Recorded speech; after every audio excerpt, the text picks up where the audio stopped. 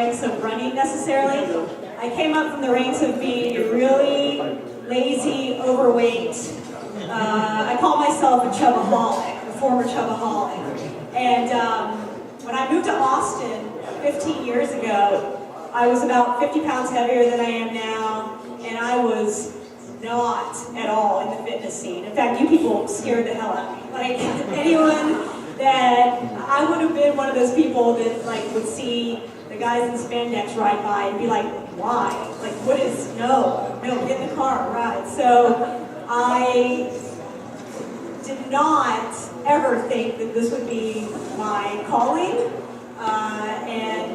But I have to say, I'm absolutely grateful that I have this honor to stand up here next to these are probably 6 of the most prestigious fitness experts in Austin, Texas. So it is a huge honor for me to be standing next to you and having you guys talk about a book that I wrote, which is hilarious in and of itself. And then audience, thank you for braving whatever is happening outside, for being here tonight. I sincerely appreciate it. I want to go ahead and introduce the panel. If you don't know them already, which most of you probably do. I'm going to start with Jamie Cleveland. Jamie is a former Canadian national champion and an Ironman Florida champion. He's a USA triathlon coach, USA cycling coach, and he's been an endurance athlete for most of his life and has been coaching athletes, I pulled this from your website, for at least 18 years with his wife Andrea Fisher and their group in town called Texas Iron. He's had the opportunity to work alongside some of the world's greatest coaches and athletes, including several world champions and some Olympic gold medalists as well. He coaches all levels and abilities. And, as most of you know, he's also the owner of Hill Country Running Company here in town. And they are also one of the sponsors of the Bicycle Sports Shop Triathlon Club. Claudia is not here yet. John Conley, wow, this is going well. John has been involved in the running industry since 1979 and has served in a variety of roles, including race director, running event consultant, elite athlete coordinator, sports journalist, professional athlete manager, coach, corporate wellness consultant, and athlete. He was named the 2006 Running Times and Road Race Management Race Director of the Year. John is the CEO of Conley Sports Productions, which owns the Austin Marathon and Half Marathon, where he's been the race director since 1998. He was a charter member of the Austin Sports Commission and currently sits on the board of directors of Running USA and the Special Events League of Texas. He's a member of the Track and Field Writers of America and the United States Track and Field. He was formerly the executive director of the Austin Marathon Foundation and a past president of the Austin Runners Club. John Conley. Dr. Tim Zeddies. Tim Zeddies' PhD has his own private practice in clinical and sports psychology at the Central Austin Psychology Group. He's been the consulting psychologist for the University of Texas football program for the last 8 years, which they probably need some psychology treatment right now, going through some transition. Zeddies has been the 40 to 49-year-old male division champion at the AFM Fitness Contest in 2012 and 2013. And he also won the 2012 Austin's Fittest Doctor competition. In addition, he was a member of the Danes Body Shop team, which won the 2013 AFM Fittest Team Division. Dr. Tim Zeddies. Steve Sisson is the co-founder and head coach of Rogue Training Systems and coaches their Olympic Development Group, which is called Rogue Athletic Club. That's a nonprofit post-collegiate training group based right here in Austin. As a collegiate student athlete, Sisson represented the United States internationally in IAAF's World Half Marathon Championship and Ekiden Relay.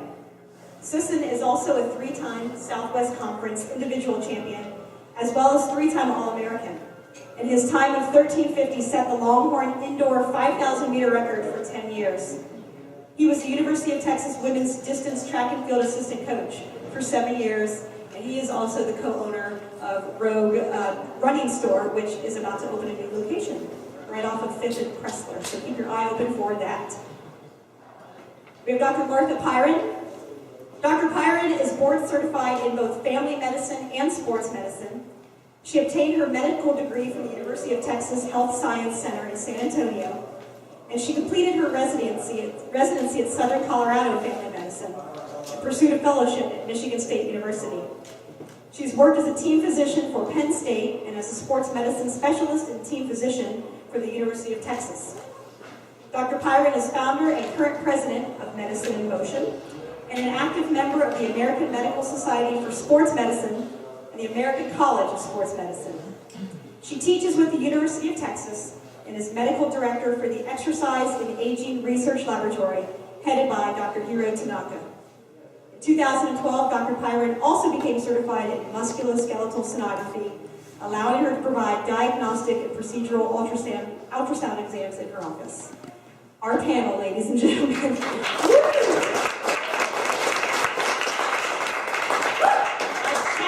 Find people who are more credentialed. Now back to me. Okay. So as Leah mentioned, I am also a USA Triathlon coach. So as a coach, I know I get asked all the time, oh my God, do you ever think I could do an Ironman?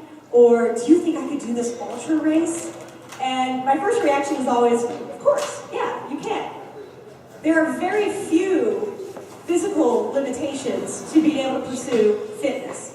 And you know, I use the examples of, there are people who are running marathons that are in wheelchairs. They have no legs.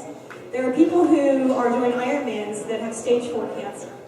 So when people put in their mind, I could never do that, they're placing a physical limitation on themselves. And while that's an important factor to consider, it's not the only one.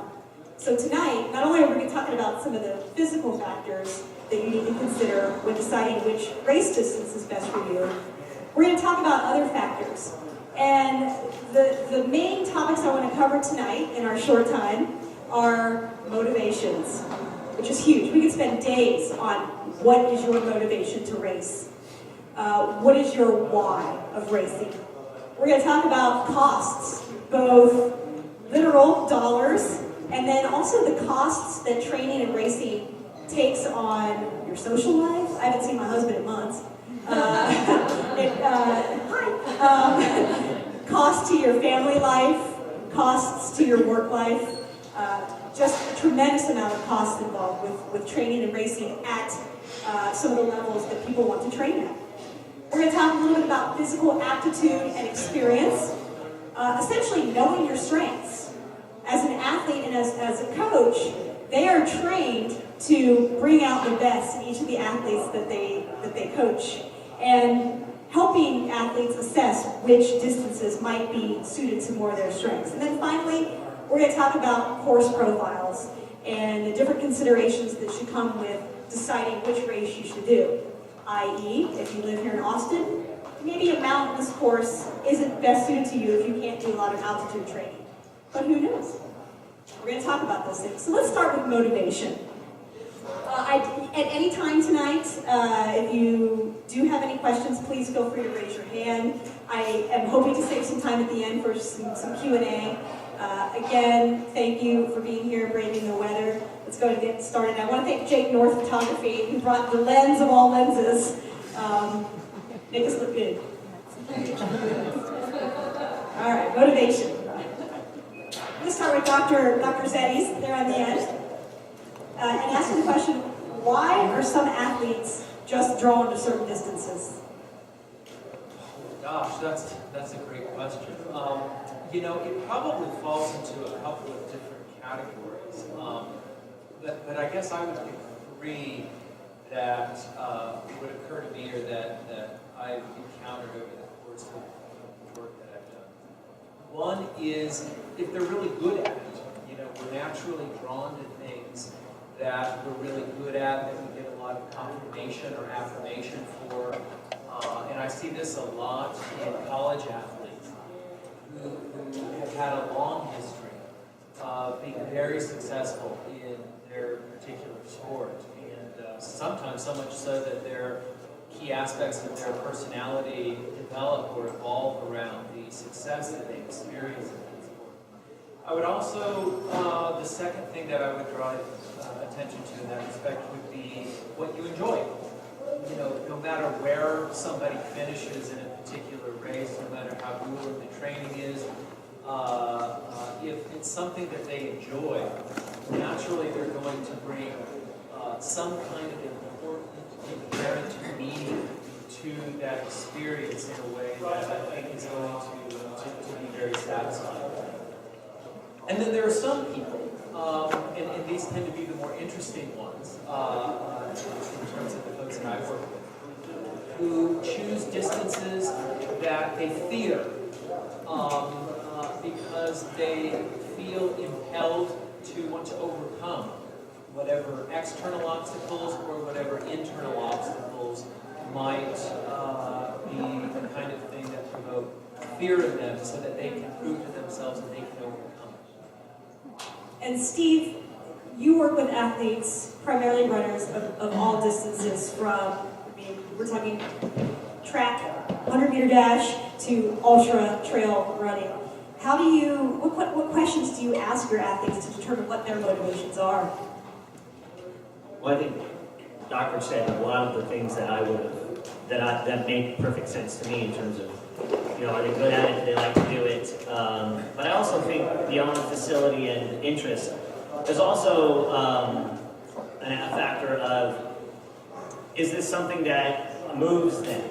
You know, and I think that that's something that has always been really intriguing to me when I look at the athletes that I've worked with is how do you, many people go into areas because they think they're good at it or they think they like it, but that it's not something that's challenging and overwhelming to them. And so a lot of times if you push them a little bit into an area that might be a little bit more fearful, where they might be afraid of it, take an 800-meter runner who you try to talk into running a 1,500 meters, so that's, you know, a half mile or moving to a mile, or taking a marathoner frequently and asking them to run a marathon up a mountain and back down. Or in some cases, getting a marathoner, as I find frequently in my working with the community athletes that I work with, asking a marathoner to, hey, let's go do something very different and do a 5K, 10K training because it's going to make you better in the marathon. So I think there's a lot of different pieces to it, but I think that the key three things are, you know, whether you're good at it, whether you enjoy it, but also that piece of fear, or is it something that's going to make you better? Is it something that's going to stretch you? And Jamie, I would follow that up with when you work a lot with triathletes of all levels. When somebody comes to you that says, I want to do an Ironman, and they might be a beginner athlete, what do you say to them? What process do you go through? Well, the most important thing, especially with an Ironman and those ultra distance races, is finding out where their motivation is coming from and how sincere that is. The person who maybe watched the Ironman on TV on Saturday and comes to me Monday morning saying, I want to do the Ironman, you know, I would ask them to go away and really think about it for a little bit, because the ultra races really are a commitment. They're a commitment of your time, they're a commitment by your family's time, they're a commitment they directly impact your work, your social, everything. The ultras really are all encompassing and all consuming. So someone who, it's really important that they are sincere in their desire to do that. I don't think, as you pointed out in your introduction, I don't think there's really any physical limitations for anyone to be able to do that. Really, the limitations come during the training and especially on race day in here. So mentally, they start questioning themselves, whether it's a 100 miles or a 50-mile run, or whether it's an Ironman or a half Ironman. There's going to be a time in the day when you've been doing this for a long amount of time, you've got a long way to go, and you're in a lot of pain and discomfort. So what's important is that that person understands that this is really important to them at that time and are able to push through those barriers. So that's a great point in that you might start off completely motivated. We're all gung-ho. It's January. That's why you're here. You're here to take on the world right now. There will come a point, in July when it's 108 degrees outside, and you're like, oh, forget it. I have no desire to do this. You run into this, Dr. Zeddies, with your collegiate athletes who have to train throughout the summer. When they hit that bump in the road, when that motivation that they've had, that burning desire, starts to wane, that match goes out, what are some of the techniques that you go through with your athletes to get that fire back? Well, gosh, that's a great question. It's a lot of times it's not just one reason that leads to burnout. There are so many individual variables that contribute to it that I think it's really important to try to get a sense of what's going on in the person's life that might be either contributing to the burnout or that they might have gotten unfocused about in a way that has had a detrimental effect on their motivation. In my experience, a lot of times what will happen is that there are other factors in a person's life outside of whatever their training is that can sometimes weigh pretty heavily on their level of motivation. And this is probably something that I think you'll want to get into later on when we get into the issue of balance, so we might have a little bit more to say then. But it's so easy to get out of balance with things in a way that, without even knowing it, can lead to decreases in motivation. I guess the other factor that I've seen with the athletes that I work with, particularly the younger athletes, is that if they experience a set of setbacks in a very short amount of time, for example, right now I'm working with several different swimmers, and the district finals are coming up. 2 weeks after that, you're going to be at regionals, and 2 weeks after that, you're going to be at state. And a couple of them really want to make a particular time. And in certain sports like track and in swimming, they can get overly preoccupied with a definition of success in a way that actually later on, I have found, ends up setting themselves out for a decrease in motivation or burnout. The idea there being, well, gosh, if I can't go, arbitrary number here, 5 minutes in the mile, then I'm a loser, I'm a failure, I'm not a good athlete. And so what I try to do is to look at what is motivating them and to get away from the clock, away from the number, away from whatever marker of success that they seem to be attached to so much, and look at other ways that they can train just as hard, if not harder, or smarter, and achieve the kind of success that they want to, even if it means that they're not necessarily coming in first place. And so one of the things that we'll talk about a lot of times in the session is being a winner, or thinking like a winner, doesn't mean that you come in first place all the time. But it means that you have a winning attitude and find sources of motivation beyond the numbers. With that included, now I'd like to get Steve, or actually maybe I'll get Claudia. This is Claudia Spooner, and I'll go through her bio here in a second. I'll go ahead and ask you, Claudia. I'm just going to throw you right into the fire. We're talking about motivation and how what Dr. Zeddies was just saying that a lot of times athletes, particularly younger ones, get caught up on the end result or a specific time goal. I know we've all fallen prey to that. How do you work with your athletes and not just talk about competition goals or an end result goal, but process-oriented goals along the way? This is a really good topic because I have a conversation like this with plenty of my athletes when I'm sitting in the audience. I've talked to Joyce about it. You have to go through the process because you got to break it apart. And every time you train, when you go through what you're doing, look at what you've done and where you've come from where you were. Because it's not, if I were to stop racing every time I lost or sucked, I wouldn't still be here 20 years later. So I go through every process. You got to go through the process to get to the end result. And for me, that is critical with anything you're doing in training. If you're too goal-oriented, you will always come up short because there is always somebody faster.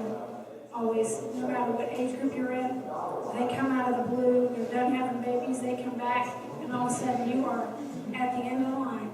So you got to go through and know that you're happy with your training, and you've done what you could mentally and physically, and you put it out there, and you got to be happy with that, because nobody remembers in 5 years who won. Nobody nobody remembers that. They have to look it up. They're going to remember that you had fun training and that you always had a smile on your face.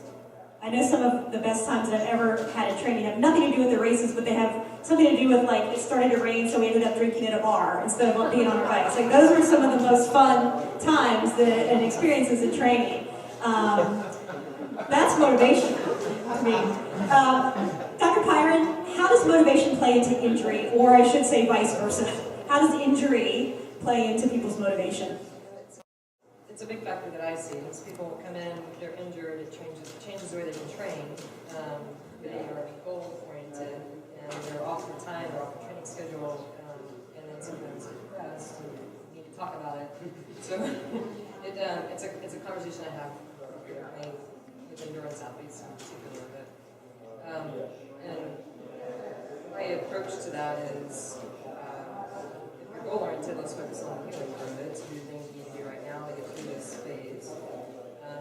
But also, there's similar suggestions that are made is to look at other ways that you can continue training. So do other things that don't involve the injured area or whatever, to keep working on that. But it's very common, you get thrown off your schedule, and you're very tight. People get tight with your schedule, get tight to what their goal is, and how they're going to meet that, and they're off your schedule. It's just a really hard, difficult time because of an injury. They're otherwise totally motivated. So it's frustrating. Jamie, what are some techniques that you create for your athletes to instill positive motivational habits so that it becomes somehow ingrained in our mind that if you do have a bad day, like Claudia said, if you do have a bad race, like you're like, oh well, brush it off, life is good. So when we're talking racing, there's a couple of different strategies that we use. First off, there's always a decompression phase. So regardless of how good your race or how bad your race went, it's important to give yourself 24 hours to either enjoy that or mourn that. A lot of people finish a race and they're like, that's it, I want to throw my bike in the ditch and walk away from it. In particular, if you've had a bad race, we recommend, okay, take 24 or 48 hours, don't think about it, just spend time with your family or whatnot, and digest what went on. Usually after that period, their emotions have mellowed a little bit. They're able to talk about the race and whatnot in a more rational, constructive fashion. The other thing is, regardless of how bad your race is, there's always positives that you can take away from it. So, maybe not if you get taken out of the first 5 strokes of the swim. There might not be positives. However, most of the times there are positives you can take away, and it's looking at that and pulling those positives and comparing that to your training and evaluating it based off of that. John and Steve, I'd like to get your feedback on that. John, you have, as I mentioned in your bio, you've been a coach, you were an elite runner, you've been a race director and an event director for years and years and years. So you're used to working with groups. Do you find that with the elite athletes that they train better in groups or solo? What is their secret to success as far as motivation? Well, I'll tell you, the best athletes I've ever seen compete in our races all came out of a club system. So they had peer support and a culture, coaching, of course. It's rare, in my experience, to see truly good elite athletes or even good age groupers be lone wolves. I'm sure they exist, I just don't know of any off the top of my head. The guy that won our marathon this year, Chewy Martinez, from the Boulder Track Club, he came down to our race. He won the race. It was a big surprise for him. But unknown to everybody else, he came down with about 20 other Boulder Track Club runners. His coach, Lee Troop, who won the Capital 10,000 in 1994, is coming back to our Cap 10 20 years later as a 40-year-old. He's bringing probably 10 or 12 Boulder Track Club guys with him. So they travel in herds. Really good athletes do. They wear the colors. It's really not unlike gangs, and they're very easy to work with when they come in numbers as well. They tend to want to room together.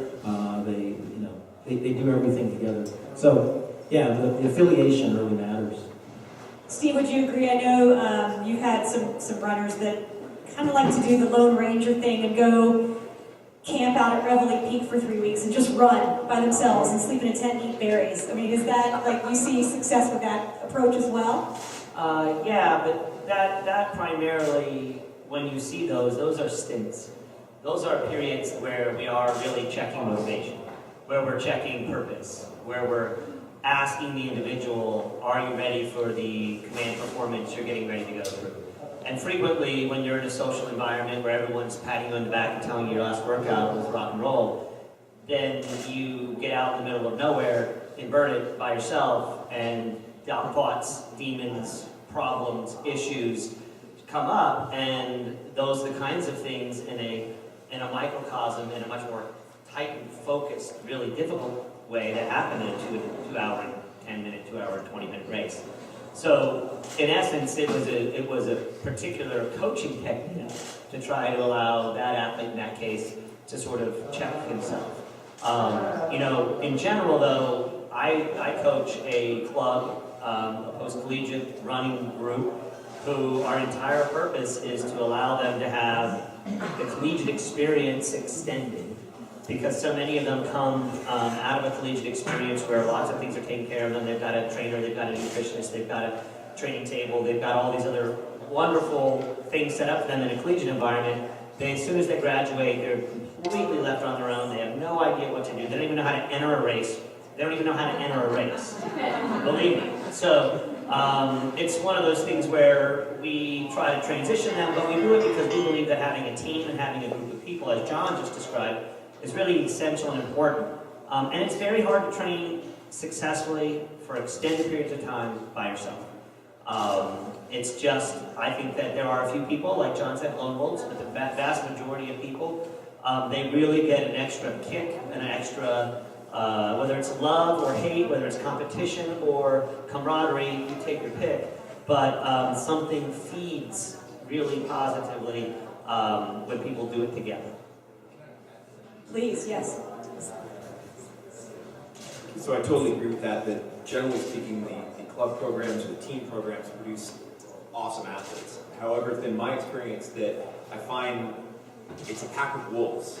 So there's an alpha male, there's an alpha female, and everybody else are kind of whipping boys. So I know from my personal experience training at the Canadian National Training Center for the 2000 Olympics, there was Simon Whitfield, and there were a couple of strong female personalities. Now, they picked the other athletes that they wanted in their group so that they could use them for training purposes. They had a couple of really good swimmers that Simon could chase. They had a couple of really good cyclists that Simon could chase. They had a couple of really good runners that could give Simon a run for his money. The end result was the first gold medal in the sport of triathlon at the Olympics. So these clubs definitely exist. I think there's a really, really strict hierarchy in them that you don't really hear tell of in the media, but that very definitely exists. And I think it'd be hard pressed to find a group that doesn't have kind of that lone or that wolf mentality, that wolf pack, where there's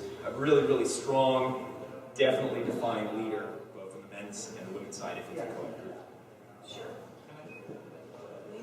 Well, I love all the comments that have been said about this so far, and I just wanted to throw in my own 2 cents about it, because during training, if you're pushing hard enough, it's going to hurt. It probably should hurt. And there's something about the shared experience of physical pain that I think makes it go down a little bit better when you're within a group of people. There was this really nice book written within the past year called The Power of Community. It was written by a psychologist about the CrossFit community, and one of the reasons why CrossFit was taken off in the way that it did. She equated it to a sort of church-like atmosphere where a typical CrossFit workout will induce states of elation, states of a high level of physical pain that can really bring people together.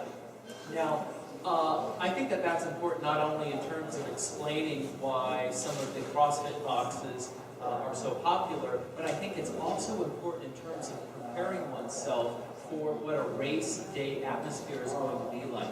Because if you're a lone wolf in your training, you're suffering on your own in a way that is going to be discontinuous with what the circumstances of a competition are going to be like, especially a shorter distance type of competition.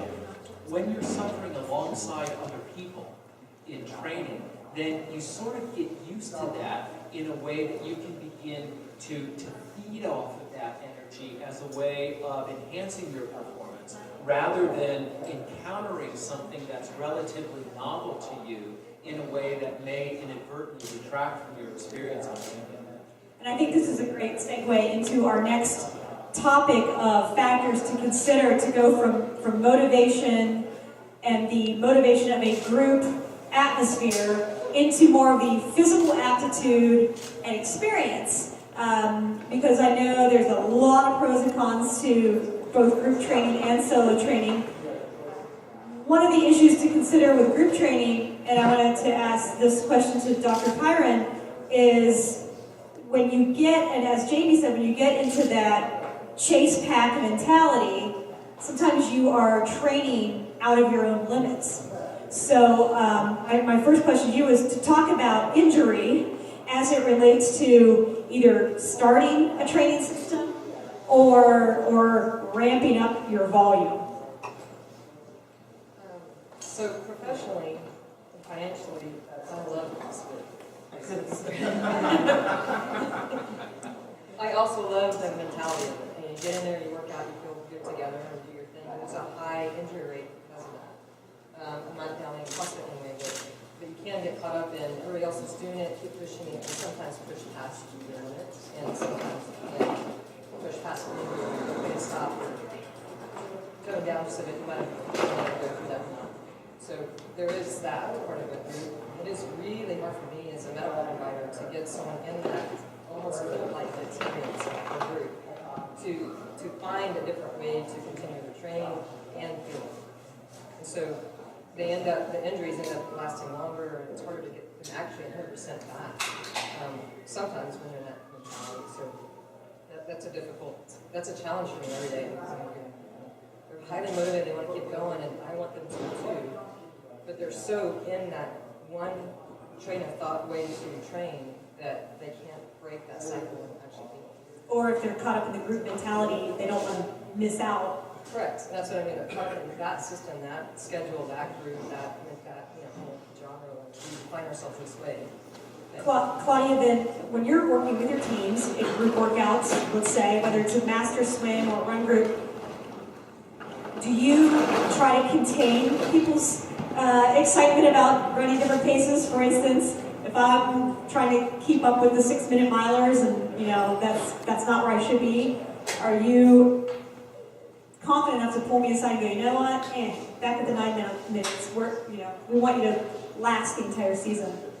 Yeah, I think that a lot of the reason why I don't do a whole lot of group stuff is because of that reason in and of itself. I've seen more people get injured trying to outrun a person who is just faster.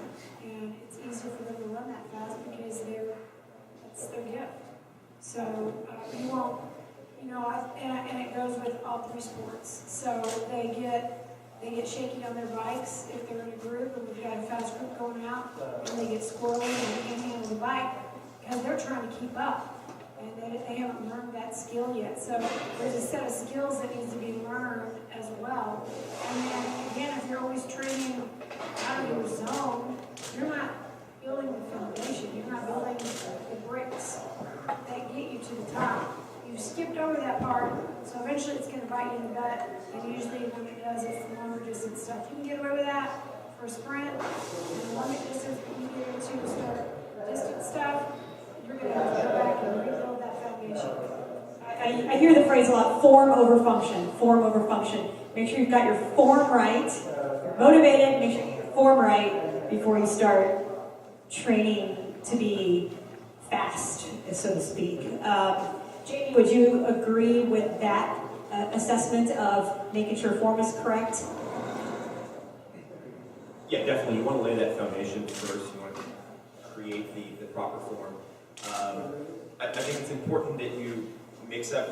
I think this is most important in swimming. Swimming is such a form-driven sport. It's why there's 10-year-old girls who are 95 pounds sopping wet that blow the doors off of this big 190-pound burly guy.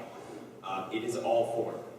With swimming, what we do is we take a mixed approach. So on the easy stuff, where mentally you're not focused on trying not to cough up a lung or have a heart attack, you have the brain capacity to work on your form, to work on your technique. And then we mix that in with shorter bouts of intensity so that you see that cardiovascular improvement, you see the endurance. But those shorter bouts, we don't expect your form to stay together. So a typical workout, a typical swim workout would be a lot of form work up front, maybe a short, intense set to work on that fitness level, and then we finish the workout with some cool down, again, some easier stuff, but going back to that perfect form so that you leave the workout, you start the workout and you leave the workout having really, really spent trying to improve that perfect form. Absolutely. Steve, how important is strength and flexibility? Oh, did you have a point to that? I just want Yes, to say, yes. I totally agree. The people that come in to me that are injured or going to, again, I love CrossFit, but it's just a good example. They go to a new gym that doesn't have a coach that's teaching and form properly, and they go too fast with it. Or same thing with a coach or not with a coach that's just giving them advice like what you're suggesting. Those are the folks that get into that mentality and they don't realize they're moving too fast. So. Absolutely. And it can happen, I think, in any, like you said, any sporting discipline, particularly larger groups in town where the coach to athlete ratio is low. So there might be one coach with 30 athletes and you're running at 5:45 in the morning. So that you sometimes can't see form and it's hard to keep track of paces of 20 athletes. So as you're exploring your options and deciding distances and races, really do your due diligence on some of the training groups in town. You've got access to several of them right up here, right now, afterwards. And find out what their philosophies are. Find out what their coach-to-athlete ratio is. Find out how they group different paces, because the last thing you want to do is get stuck in a pace group that is going to get you injured before you even got to the start line. Steve, I wanted to talk about and ask you, how important is strength and flexibility training to the types of programs that you're putting together? And then I'll ask that of our triathlete coaches as well. I would call it the most important piece of the puzzle. Well, I'd say the second most important piece of the puzzle. So the most important piece of any puzzle is aerobic development. At the end of the day, if you don't have the ability to carry oxygen to your working muscles, you're in trouble. So the problem is many people just go for long runs and do these other things without actually having the neuromuscular understanding, understanding is not the right word, but the neuromuscular ability to handle some of the work that they need to do. So I work with athletes who are 800-meter runners to 10,000-meter runners, and then some marathoners as well with my post-collegiate group. And then at Rogue, I work with a lot of marathoners. So all of those groups, whether they're running a marathon or they're running 800 meters, basically do the same fundamental ancillary work. And that ancillary work is basically 1 hour, 2 times a week, consisting of hurdle mobility drills, core strengthening, some lunge circuits, a lot of med ball work, a little bit of a strength-based yoga system, and then that's not even their weight regimen. Then they have a weight training regimen that they're expected to do that's been dialed up for them, and then go see another person to handle their weight regimen. I do the ancillary stuff because it will take a really keen eye I don't have to be specific on exact mechanics when they're doing body weight stuff, but when they get into the weight room, it's really, really important that they have somebody watching what they're doing in each and every one of their lifts. So, I mean, it really is to improve, to be looking at performance as your goal. Putting one foot in front of the other is only going to get you so far. Eventually you're going to run into some problems. And it's my opinion that a sound strength program combined with an aerobically developed program that's focusing on some aerobic development is really the key to success. There's a lot of other pieces of the puzzle. A lot of this comes down to what we were talking about earlier, we're probably going to talk about in a little bit, is balance. You have to decide how many hours you want to put into the things that you're doing. For those folks, I have some athletes who literally run away from my 5:30 in the morning group. We meet at 5:30 in the morning, they have to be somewhere at 7, and what I tell them? I won't see you for long. Because if you haven't figured out a way to adjust your world to make this matter, then being in my group at 5:30 in the morning doesn't make any sense. Because you're going to get hurt, and you wasted the money that you spent with me. And I have no problem telling that to my athletes on the front side. If they're not willing to do some trigger point before and some trigger point after, if they're not willing to take a little bit of time to decompress, it's going to be difficult for them. So, John, talk about how experience on a course can help determine your success. Yeah, I think it's a lot like training specificity, right? I think there's a lot to be said for home court advantage in races. Becoming as familiar in segments of a distance like a half marathon or a marathon, and you're going to run a particular piece of it, develop that muscle memory of what this felt like and what that pavement felt like. Where are the subtle dips? Where's the bad pavement? What are the turns like? What's the shade like? All of that stuff really matters, and we see that with our local runners. You see that especially in a race like the 3M half marathon we just had this weekend, which draws predominantly from local runners.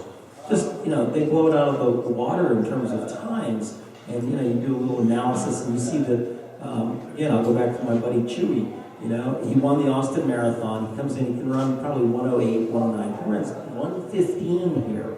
I'm from Colorado, he says, and, we train on hills, and we know what we're doing. Well, he hadn't run down hills. I mean, that course drops 450 feet, over 13 miles. And he was humbled.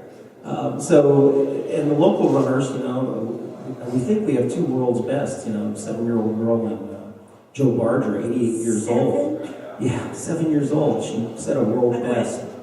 And these are local runners, and they're just familiar with the turf. They know how to do it. They know how to run these downhills. I'm really gratified with the Austin Marathon. You see these training groups, and I see Steve's group out there. You can tell by the water coolers they have set up on the sidewalks. These local runners are out there trying the distance, trying the course in pieces that make sense and building a sequence so that by the time race day comes here, they're not wondering about where that next hill is. They're not wondering which direction the wind is coming from. They know because they've done it. And we see it over and over again that these athletes just do so much better. Claudia, how do you, and by the way, the 3M, I did not run it. I was out at mile 5 cheering, but another brilliant race. That race is, everyone just loves that race. So congratulations, John, and putting together another spectacular 3M. Claudia, speaking to what John just said about particularly that race, that it's a downhill, everyone loves 3M because they can hammer it and they shoot for their PRs. Oftentimes, and I found this out with some athletes this week, they're shot for like 2 weeks, and that wasn't their A race. How often are you talking about A race, B race, C race? Don't blow yourself up too soon.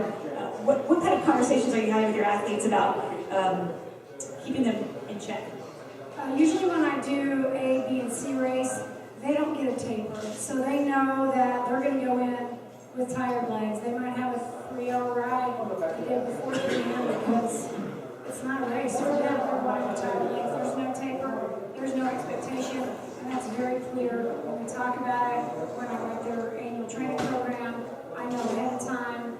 I may take them down for a little bit just so they don't get totally bummed.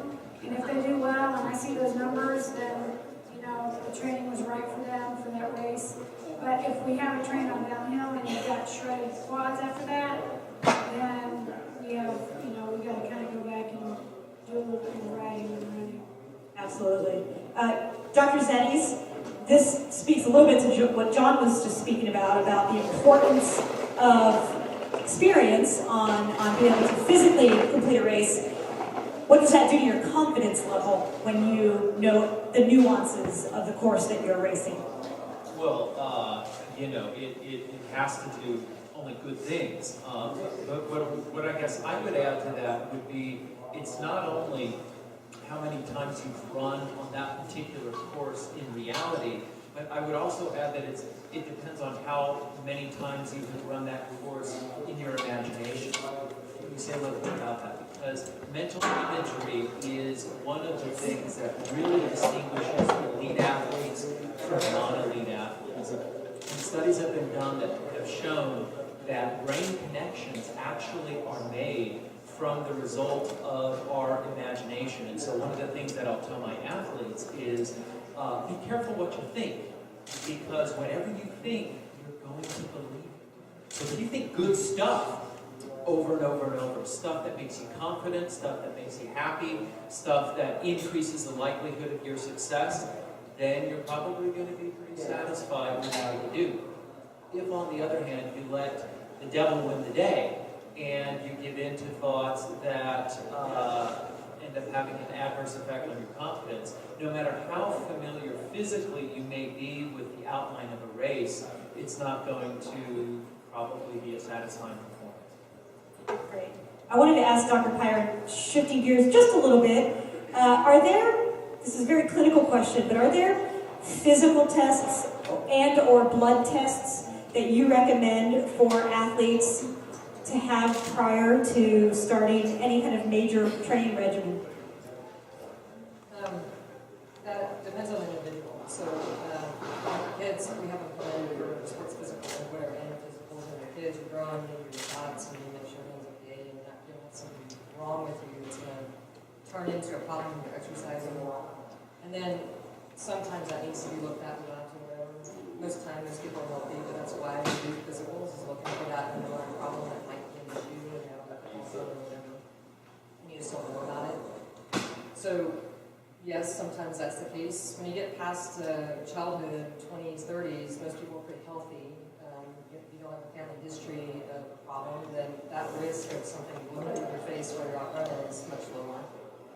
So the vast majority of people know there's not blood tests that you need to have done. When you get up to more elite training, then you can push your limits to points where you may have some deficiencies or vitamin dietary or whatever that can affect things. And so there's some tests that can be checked for that.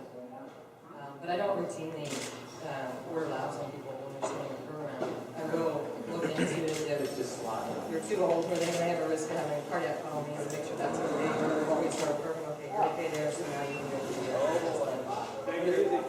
young, and we can make sure that the same time it's not good, just haven't discovered yet. Or in an elite situation, if someone's really pushing themselves, so we're going to look for things that might be holding them back. But most people don't know about it. Okay. And Jamie, speaking of the physical aptitude topic, and I'd like to get both your opinion and Claudia's opinion, since you both primarily coach triathletes. Do you train people with heart rate, power, both, neither? I think it depends on the person. Different people respond to different feedback in different fashions. I've got some people who are total geeks, so they need to see the numbers, they need to see their power output, they need to see the power profile, they need to see the heart rate. I've got other people who, it's a hard time for me to get them to put a watch on when they show up to the track. So it really is highly individual. Obviously, those are all tools, and they all give us feedback on someone's training. That's all they are. I think if you get too focused on your heart rate, or too focused on your power, or whatever metric you're using to measure your training, if you get too focused on that, then you can do a lot of detriment. You come back from a great ride, and your power profile isn't what you expected it. So most athletes generally are pretty insecure, so you'd be surprised at how little it takes, especially the elite athletes, to put them off. So if someone comes back with a less than expected power profile, that could throw them off for weeks. And I spend a lot of time, holding their hand and rubbing their back, saying it's okay, it's okay. So I don't like getting too dialed into any one metric. We use heart rate, we use I'm big on perceived effort. We use power profiles, we use Garmin profiles, whatever it is, all to give us a complete picture. Any one of those is just a snapshot and can give us a really, really distorted view of a workout or someone's training as it progresses. It's really important to do the entire spectrum. If I did have one single metric that I would use, it's always perceived effort. Great. Claudia? I'm going to agree completely with Jamie on that. There are so many people who will stop the race because they're so stuck on the numbers, and their Roman stopped, and so did they. They psychologically quit. They quit hearing the pace watch. Turn it off. My Garmin, I fails every Ironman. It's like become a joke. So I have no numbers from any race I've ever done.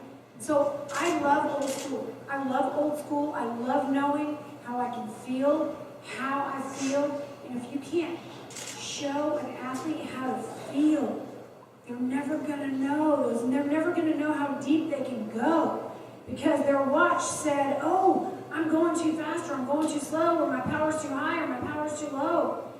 You gotta feel it. And that for me is the passion of racing and training is you gotta feel it.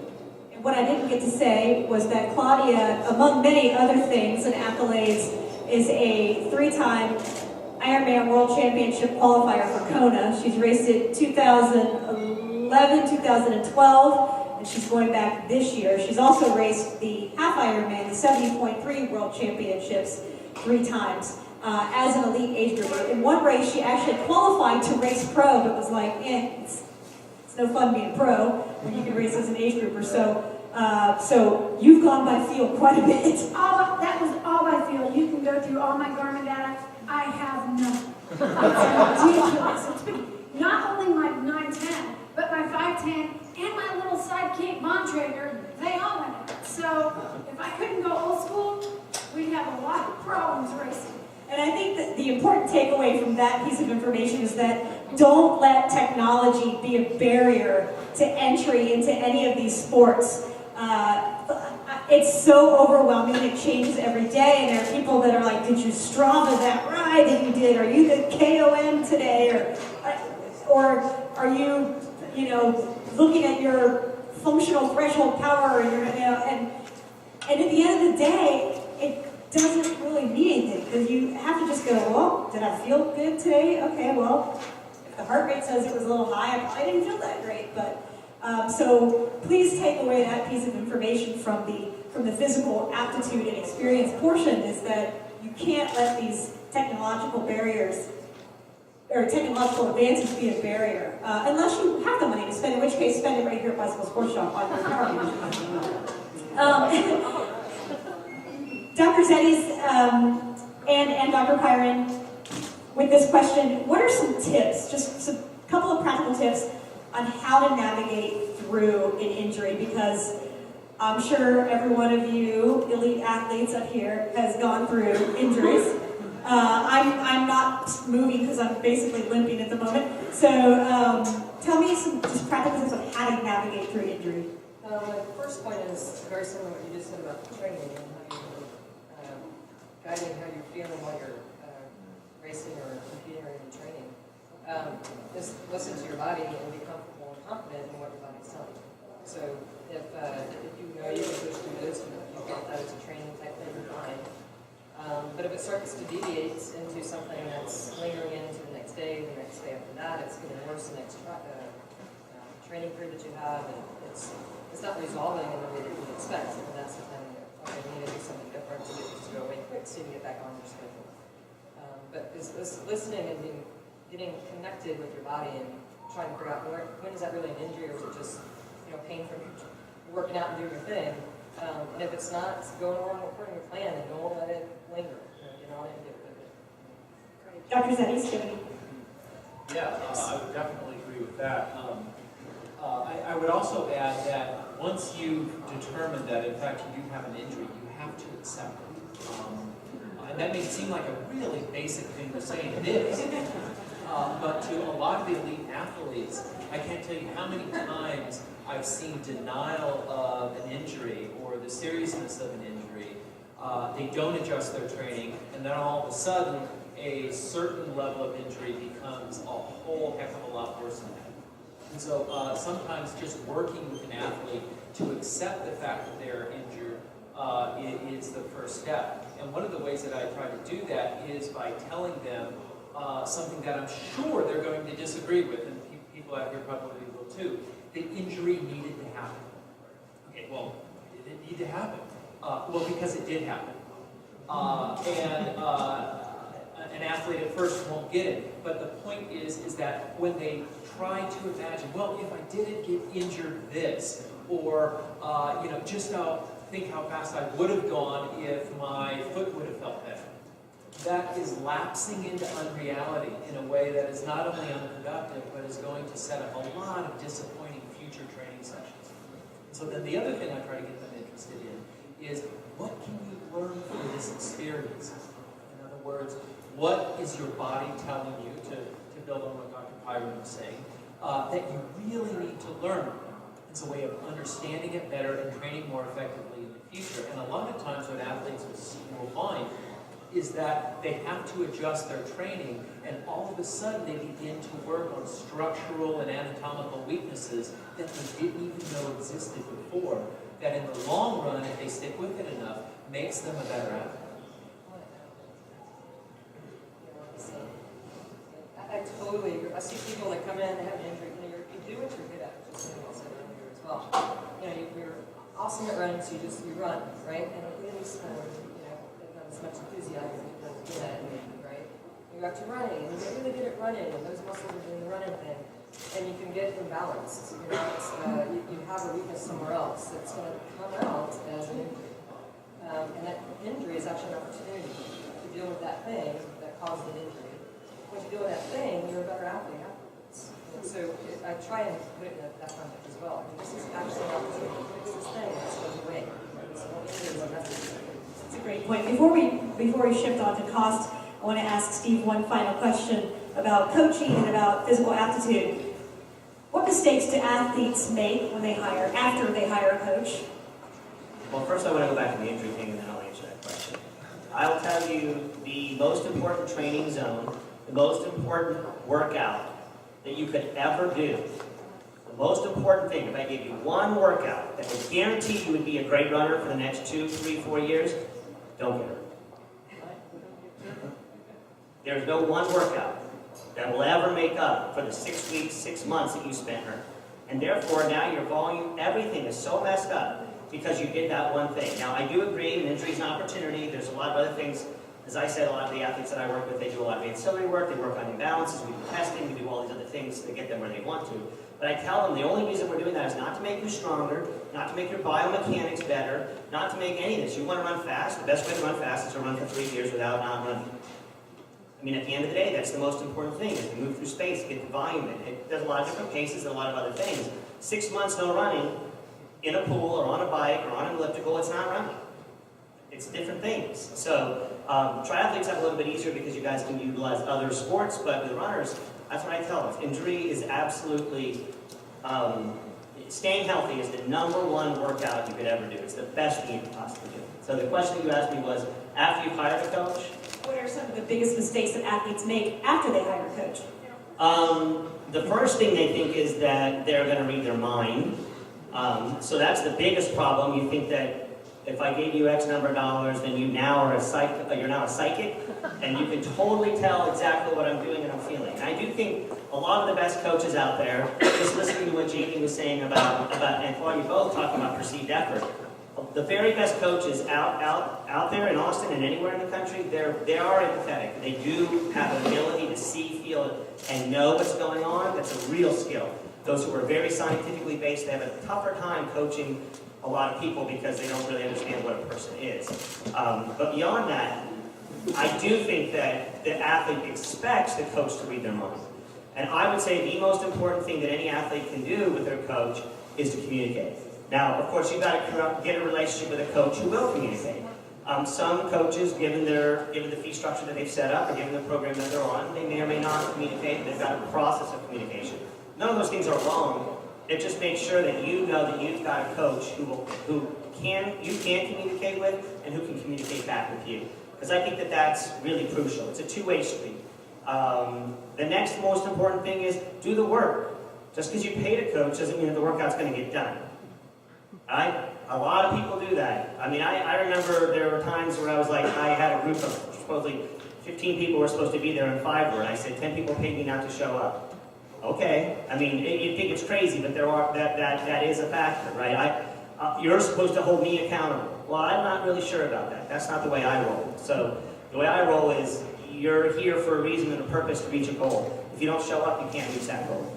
If you're hurt, you've got other issues. Those are really important. But, communication, showing up and doing the work. And I guess the last thing would be it goes back to the very beginning of our conversation, which is I make every one of the athletes that I work with basically give me a personal mission statement, like a reason for why they're doing what they're doing.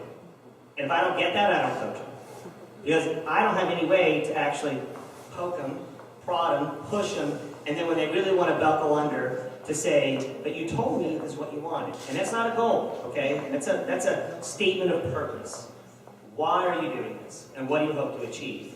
So I would say that making sure you're clear on what you want from the relationship. Otherwise, you've wasted your money. Brilliant, thank you. I want to move on to cost. If you have any questions, we're going to be rolling through those here in just a few minutes. But cost is another topic that we could talk for days on end about. Again, not just the dollar amount that races and travel and equipment cost these days, but also the cost to your family life, your work life, and your social life. But I will start off with the very obvious question for John Conley, and that question is, why have races become so darn expensive these days?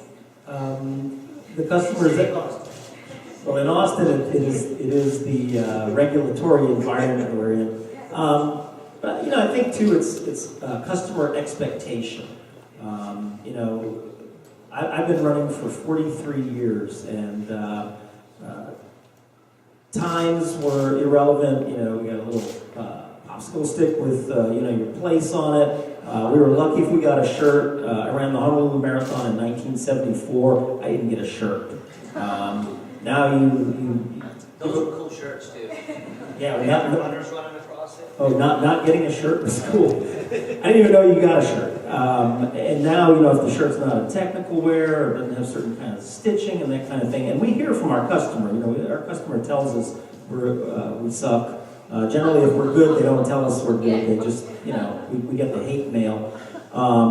3M this weekend, it takes 24 hours to get data correct. Throw out the outliers and that kind of thing, and we DQ'd the third place guy and this. And the guy from Kansas City emailed me and demanded a refund because his time wasn't posted yet.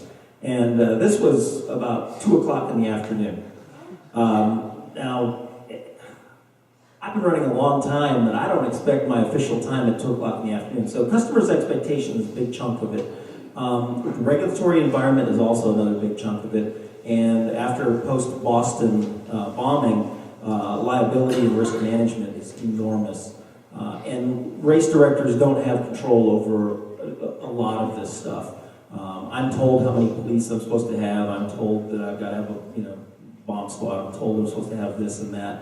And if I don't do those things, then I don't get my permit. And then there's other risk management things that we do that add cost. Again, we're trying to keep people safe. We're trying to not get sued. We're trying to make an enjoyable environment. But the infrastructure isn't cheap. You've all run races and done things in other cities, and you come to Austin and you see hundreds and thousands of cones, barricades, and stuff out there. Then I go to California, and they're blocking roadways with basically these A-frame kind of things about the size of this chair. In Houston, when I directed the Coleman Race for the Cure, we did our traffic control plans literally on a legal pad. Here, I pay $5,000 for a traffic control plan that then gets changed 5 times, so I'm adding another about $3,000 on that. I could pass that cost back onto the customer, but now I've priced myself out of the market.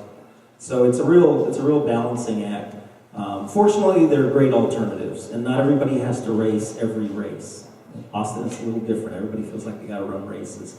I think some of the stuff that Rogue does and things Gilbert Gazelles do to create this milieu, this culture of running without having to enter a race is really important.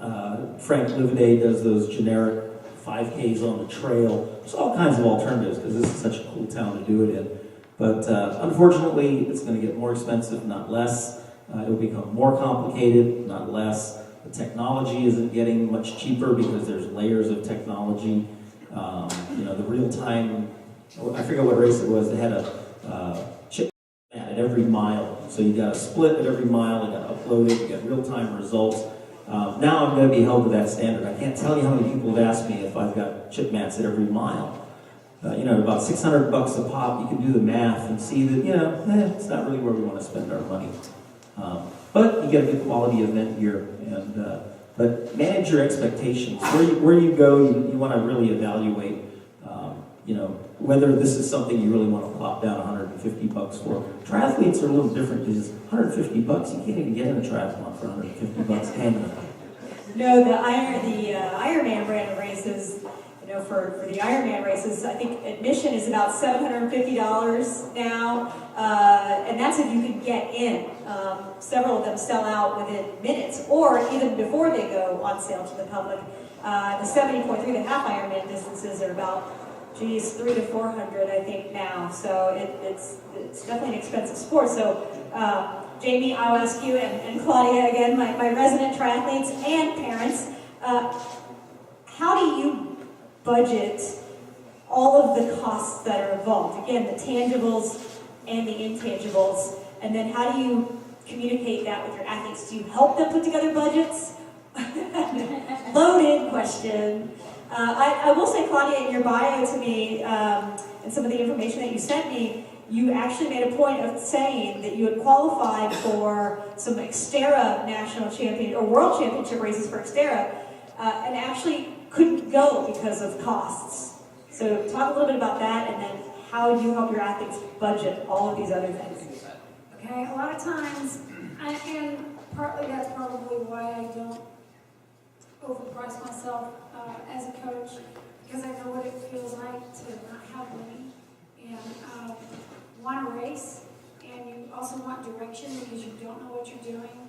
So I try to get them in the right direction as far as what races, what build-up races that are really necessary, or what ones they really want to do, and then you fill in the blanks with that because people forget all the expenses. It's not just shipping your bike and getting to the race. It's tires while you're training, nutrition while you're training, child care.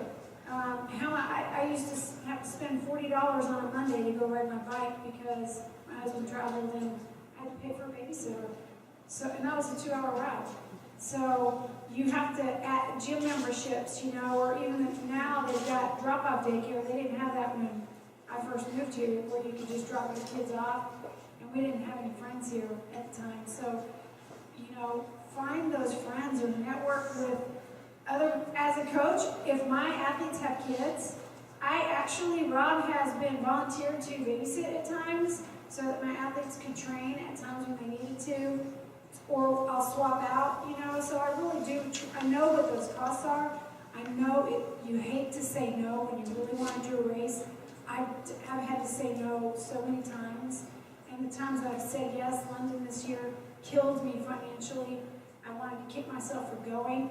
Then my picture made it into a little that big in a magazine. So I was like, okay, that $5,000 was worth it. Not, but it gets expensive and it adds up. So you gotta know where you can get good prices on things, and I hand that off to the athletes. If someone's getting rid of something that's used or they've got too much, hand that off. But overall, it's balancing, and sometimes I sneak it in and I ask for forgiveness versus permission. So, we've made it this far. So. And Jamie, do you talk to your athletes about ways that you can cut costs by sneaking in training, i.e., bike commuting to work, or just instead of having a gym membership, buy a treadmill for your house? It might pay off in the long run. You talk about some of those ways to help. Yeah, definitely. Because we're talking not just a financial cost, but you're talking a cost on your relationship, right? Anyone who's training for an ultra run or an Ironman or even a half Ironman, the Ironman is the extreme. You can forget about having your spouse around on Saturday and for most of Sunday if they're training for an Ironman, especially in that 8 to 10 weeks lead up, right? The chances are they're going to be spending 5 or 6 hours on the bike on Saturday, maybe with a little bit of run off the bike. They're going to get home, there's going to be a couple hours there, but they're going to be too toast to do anything, right? So for that 2-3 months leading into their race, you're going to be a single parent. if you're the spouse of an Ironman athlete. So there's huge costs involved from that side as well as the financial side. I think the biggest trick that I would recommend is if you are looking for races, avoid the big corporation races, avoid the MDOTs, avoid the Lifetime Fitness. Any race that's been bought by a large corporation, those expenses and those race entry fees are exaggerated. As John said, it's expensive to put on races, but when you see a large corporation buying races and spending millions of dollars for these races, you know it's big business, and you know they're making money by doing this. You go to Bill Schroeder up in Georgetown. He puts on the third Saturday of every month. He puts on Burns No Frills. It's $1 for a 5K. Okay, certified course. Is there anything fancy? Nope. It's $1 versus any other 5K around town. You're looking probably a minimum of $25 up to $50 for a 5K. That's a big difference. So look for those races that are small mom and pop operations. Doesn't mean they're going to be bad, especially word of mouth spreads. And these mom and pop races have been around 3-4 years. They've been around that long because they're good. They pay attention to the details. Can I add one thing? Yeah. The color runs and all that, those things, they're not timed. They're like $40 and $50. For me, and my recommendation, I'd say don't do them, and I'd say spread the word. I think they're dangerous. The ones at night are dangerous. There's kids out there. I mean, I think that, even if it's a training run, go run the trail, go time yourself or whatever, but stay away from those kind of races that are like this mass. They're overpriced, they're not timed, and I just don't think they're a good thing to do. That's my opinion. And some of them, really aren't as safe as some of the local races that we have here in town. Some of the best deals you can get are the races that we have in Austin. And yes, we've all done Decker a million times, and yes, we've all done the Dog Pound Loop 5K, but there's still something about running and riding through Austin that just makes it better than almost anywhere else. I definitely want to open up for questions. We are at about the 7:30 mark right now, but I want to close with. I want to close with what I think is probably the most important topic, question, recap, and I'll start with Dr. Zeddies, and that is how in the world, with all these costs to your time, to your bank account, how do you balance? Like, where do you even begin to create any kind of balance in your life with your family and your spouse and your work? Well, gosh, that's a great question. And it probably is different for everybody. But what I would say, just to use some of the language that the question is worded in, is make sure you're making near the kind of deposits that you're making withdrawals. So if the withdrawals for you consist of the time and the expense of training, make sure that in one way or another that you're also putting time and energy into the relationships that sustain you. Because if that kind of imbalance goes on for too long, you may be a heck of an athlete, but you're probably going to be unhappy because you're not going to be able to enjoy the relationships with people in the world who love you most. At some level, if there's too much unhappiness there, that can actually end up having an impact on your training adherence. And so the other thing that I would have to say about that is to communicate really well with the people in your life who are depending on you, primarily if it's a partner or a spouse, to have a sense of what's okay with them, what's not okay with them, and how to work out a schedule that allows you to achieve whatever it is that you're wanting to achieve from a performance perspective, but in a way that doesn't make them feel as though the only thing that they're doing is sacrificing for you to reach your goal. Great. I'd like to open it up now. If anybody has any questions about the topics that we covered, or I still have 20 extra questions that we didn't even get to today. Any questions? Yes? You mentioned that you love CrossFit. I did it for about 2.5 years, and I'm on a year I believe that CrossFit isn't necessarily for everyone. Like, people in the CrossFit community just love to say. So other things can say that it is for everyone. With that really taken into account that a lot of people jump into it with a lot of pre-existing injuries, maybe who are novices or things like that, and they jump into it, and then all of a sudden they're in elements course learning how to do snatches and all these other things, and not really assessing people. So being that you love it so much, I love it too. I believe I like the community aspect. There's a lot of things I love about it, but there's also a lot of things that I don't agree on, and that's one of them. So do you believe that it is for everyone? I am trying not to slam CrossFit. I was being sarcastic slightly, because I see lots of patients in CrossFit, and that's so necessary. So, but it's typically related to the coaching technique and the lack thereof. People getting into the coaching part of it without really focusing on the basics. And so people skip, they get maybe a 10-minute, okay, this is how you do it now. Do the most you can right now. This is a 45-year-old mom who's never done that before, and they're doing it so the most they can the first time they're there. And so, no, I don't think it's for everybody. I love the enthusiasm that it provides. And people that get involved in a type of group activity like CrossFit are very motivated, and I love that. I mean, exercise is medicine. That's my whole world is get active because you'll live longer and you'll be happier the whole time you're living.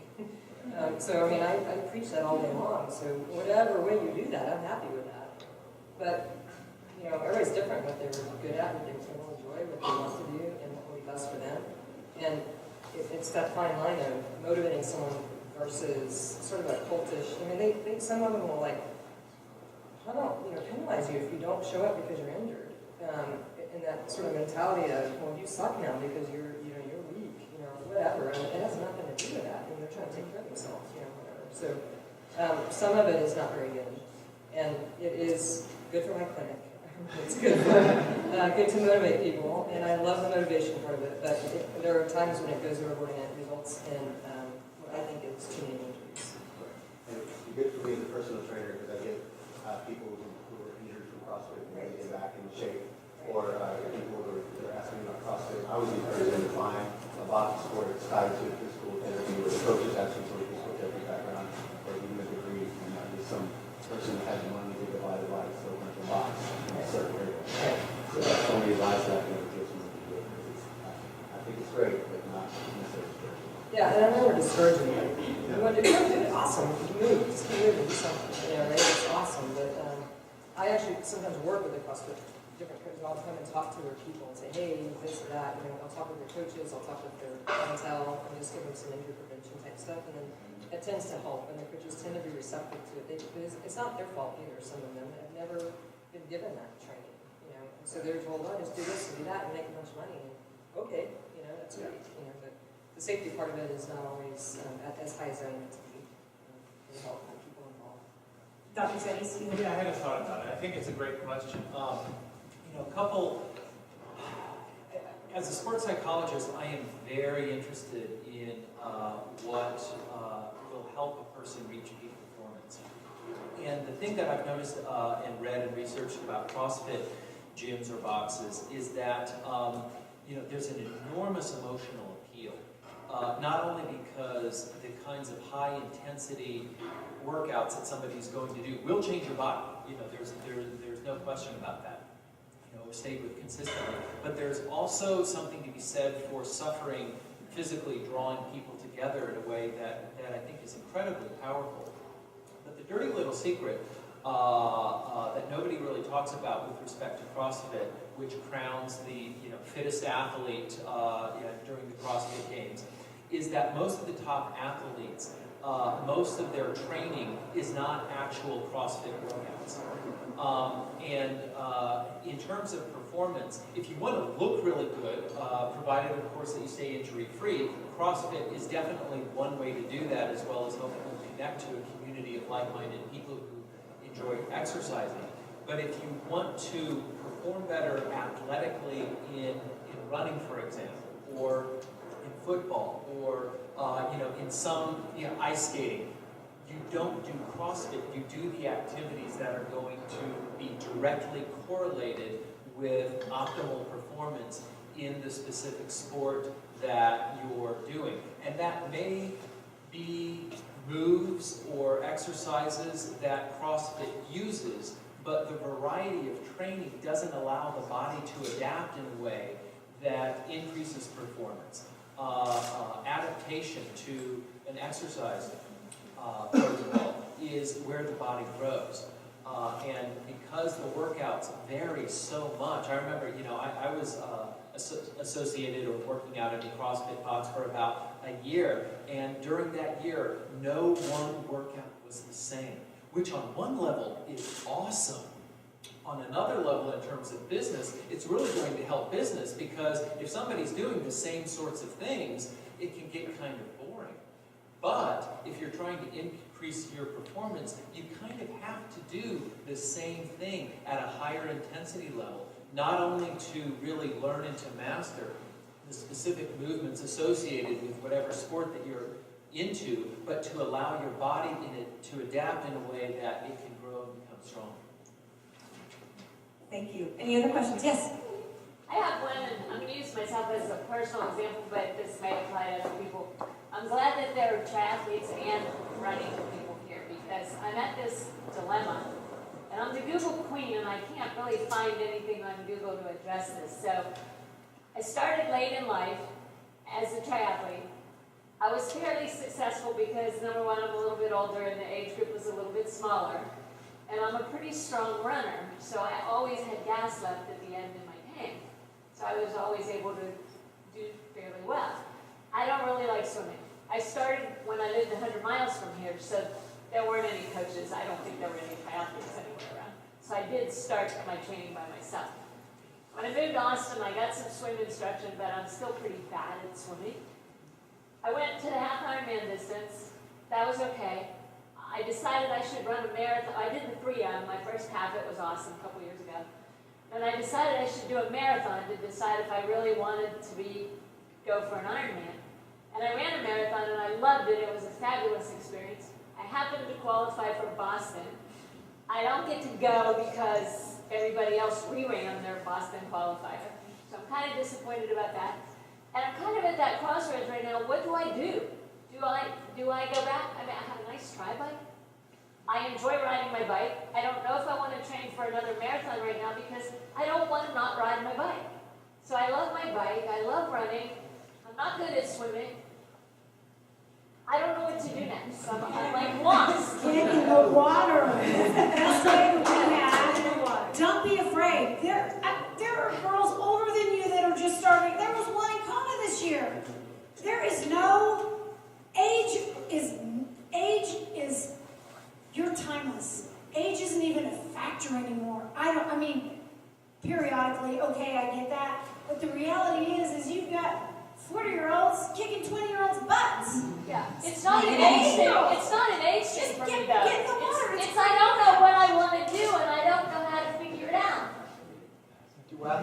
So there's a couple of things. First and foremost, my original point was whatever distance you're going to do, whatever sport you're going to do, you got to listen to your heart. So you have to go away and actually look internally and figure out, okay, what's going to motivate you. I got to go away for 3 weeks by myself. No. Yes, That's probably what I need to do. But you got to do some introspection and figure out what is really making me enjoy this. Now, with respect to the triathlon thing, you might look at the longer races simply because as the races get longer, the swim becomes proportionately shorter. I've got a long-standing joke that an Ironman, they might as well just dump the bucket of water over people, put them on their bike, and send them off. Because the swim, especially in a lot of the races, becomes irrelevant.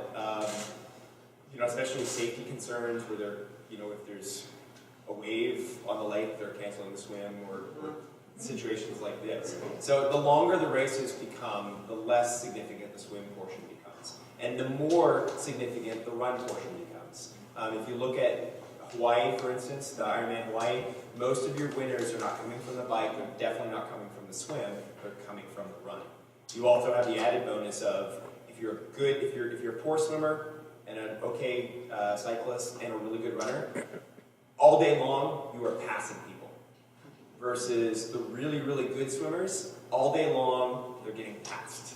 And they could be having the race of their life, but you're getting passed, and you're getting passed, and you're getting passed, and emotionally that is devastating. So if you are a weak swimmer, consider a longer race, and especially if you're a strong runner, you're going to be, like, as everybody else is emotionally fading, you're going to be drawing strength from each person that you pass in the course. Or do you just want to do an Ironman because it's an Ironman? And that's the thing to do, because you're not really a triathlete until you've done an Ironman, which is not true. The fact is, you're a triathlete when you do all three sports. You swim, you bike, you run. I don't care if you race a triathlon, you're still a triathlete. You do them all. So don't just get hung up on the Ironman distance because because the first question is, you're a triathlete. First question, have you done Ironman? Second question, have you gone to Kona? It never, what was your time? Funny, nobody ever asked me if I'm running. They do too. Someone who's strange, that's the second question they ask. But don't get hung up on that. Do what you love. Do what you want to do, what you have time to do, what you can balance doing. When you cross the finish line, you're smiling with your arms up. I think what Claudia said is the point, and which is like, what do you want to do? What do you have time to do? With the longer distances, the other good thing about sometimes some of these longer Ironmans is you don't have to do a significant amount of training outside of your comfort zone. So if the shorter distances, whether it's a 5K run or a sprint triathlon, if you're not a big fan of those because a lot of times it involves being at your threshold and like really gutting it out for that time, if that's not fun for you, then the longer distances are where it's at. The other great thing, as Jamie spoke with, is I think percentage-wise it breaks down to like the swim in an Ironman is about 10% of your entire day. The sun is barely up and you're almost out of the water. You're on your bike at least, if it's a 14-hour day for you and you're on your bike for 7 hours, 6-7 hours, that's 50% of your race. So now you can go home and kind of do some math of like, well, this isn't exact science necessarily, but like I should probably be spending 50% of my training time on the bike. Again, not a perfect science, but it's one way of looking at how I'm going to break it down. And because you're a strong runner, you don't necessarily have to do the pounding hard miles. You can focus a lot of your energies actually on that bike portion because cycling fitness translates really well into running fitness without the pounding on your joints. So I love to make, and for me, I think cycling is where it's at in the Ironman distances as far as not necessarily winning, like Jamie said, but as far as being able to put together an excellent Ironman, you've got to become a good cyclist who is great at energy management and nutrition and hydration consumption. That's all, to me, those longer distance races become for people like us in the age group category. It's like, how do I race at this level all day and not blow up? So if your mind works that way, then those longer distances would be great.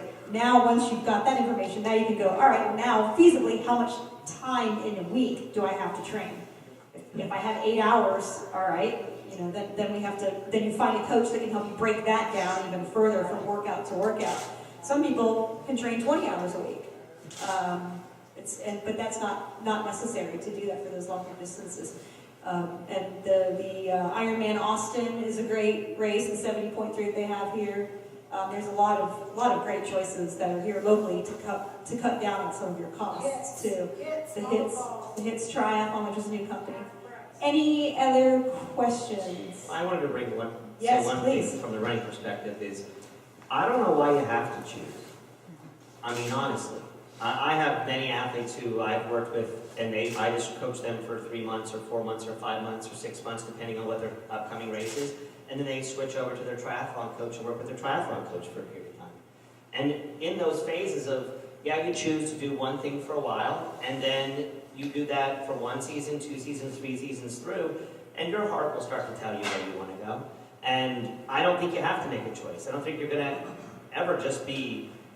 A triathlon covers everything, so you're going to have to work on every piece of it. And I would recommend you not make a choice, just pick a race. And then the next race, choose a running race. So then the next race, choose a triathlon. And eventually you're going to start moving to the thing you want to do. I mean, you're going to do what you want to do, and you're going to do what you love to do, and you probably don't quite yet have quite the experience in all areas of it to have that. You don't have to have some lightning bolt come down. It'll happen at some point as you go through the process of doing it.